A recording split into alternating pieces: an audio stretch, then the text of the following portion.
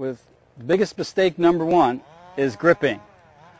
I think it's extremely important to grip the club correctly because nothing affects the direction the ball will go more than the club face. Remember, in the game of golf, we have two objectives. We have to hit the ball a certain distance, and we have to hit the ball a certain direction. Well, the biggest direction factor in the game of golf is how the club face comes into the ball.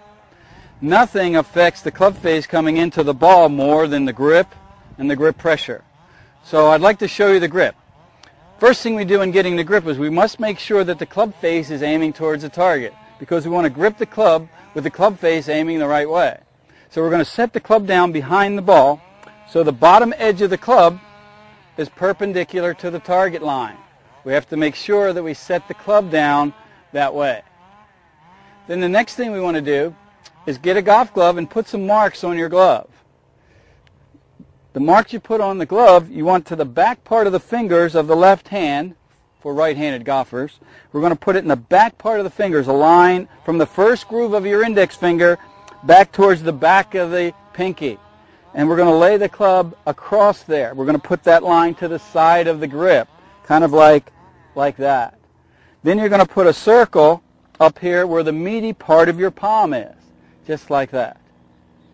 Also, if you turn the glove over, we're going to put two marks on the knuckles, two knuckles of the left hand, and then an arrow here with an R reminding you that that goes slightly down the right side of the grip.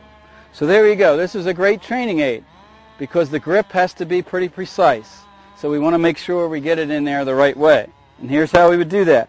We're going to place the club on the ground, and remember that the club face should aim at the target.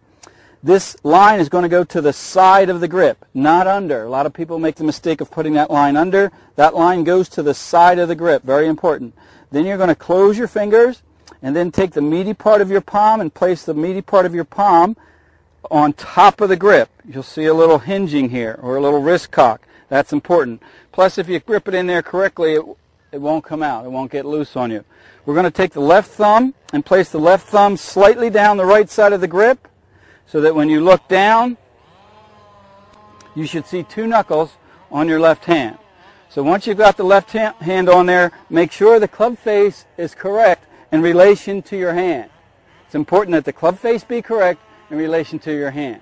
Then we're going to put the right hand on next. Here's what I'd like to do in your right hand. Hold on with your left. We're going to take the thumb and put the thumb against the side of your hand with the thumb pad pointing backwards like that. So we form a V here. Then we're going to hold that in position. We're going to take that V and place that V on top of the grip, keeping the V on top, and we're going to slide the right hand back so that left thumb fits right in the groove of your right palm, this little groove right here. God put that there just for golf. Bet you all didn't know that. All right, so V on top, slide the right hand back so the left thumb fits in that little groove that God put there for golf. Then from that position, you're going to close the middle three fingers of your right hand, and then we're going to place the pinky behind the knuckle of the left hand. That's called an overlapping grip. Now there are other grips. You may have learned what we call the interlocking grip. The interlocking grip is a good grip because a guy by the name of Tiger Woods uses that, and he's not bad. Okay, so overlapping, interlocking, two different types of grips, and then we also have the 10-finger, or what we call baseball grip. Sometimes we teach this to our juniors because their hands are smaller, and it's easier for them to put the hands on the club in that position. All right, but I teach the overlapping grip. That's probably the most common, and that's the one I like to teach. If you've already learned the others, that's fine. We can't talk about grip without talking about grip pressure. The pressure you should have on the club, I relate to this. Imagine if you were holding a tube of toothpaste with the cap off. I tell people, hold on to the toothpaste tube, but don't squeeze any of the toothpaste out of the tube.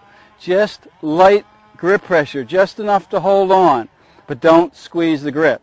The reason we don't squeeze the grip is because, remember, this is a golf swing, not a golf chop or a golf hit. So we want the club to be able to swing freely, to allow the wrist to hinge and the club head to swing freely. It's a free swinging motion. This is a free swinging motion. And notice I'm holding on very light here. If I squeeze this end of the club, notice the club stops swinging. So we want to allow the club to swing freely so your grip pressure should be light. Again, in the way of a review, when we start out getting our grip, make sure that the club face is aiming down the target line. Then we're going to put the left hand on first and use the marks on our glove. We're going to place that line on our glove to the side of the grip, not under. Close the fingers. Place the meaty part on top of the grip.